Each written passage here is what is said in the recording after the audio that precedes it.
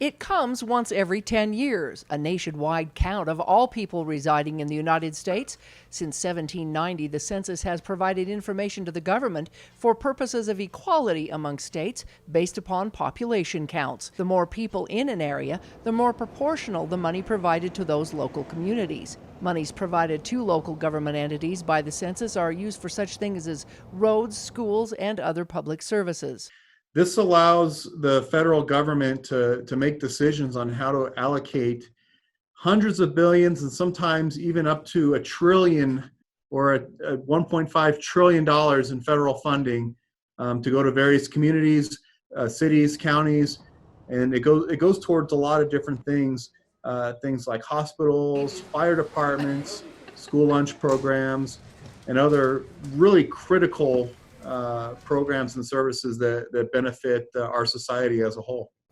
The census also determines the number of House and Senate seats a state will be allowed for proper representation. This year, the census was taken by way of the internet, asking a few basic questions like, how many people are living in your household? Are you renting or do you own your home? And what about people who don't have a home or might be homeless or might be living in switch point shelter or maybe a park bench? I mean, how do they get counted, and where's their residence when they're sleeping on someone's couch?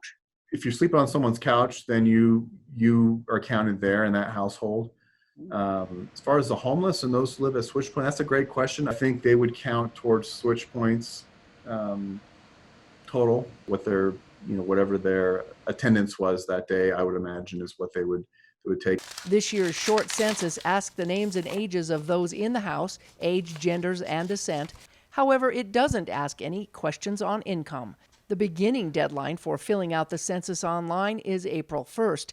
After that time, census workers may come door to door asking these questions if it isn't filled out online. Then census will be taken in colleges, prisons, and other institutions. In light of the COVID-19 pandemic, the U.S. Census Bureau has adjusted the 2020 census operations to protect the health and safety for everyone. For more information, go to my2020census.gov. And do your duty and be counted. In St. George, Melissa Anderson, Community Education News.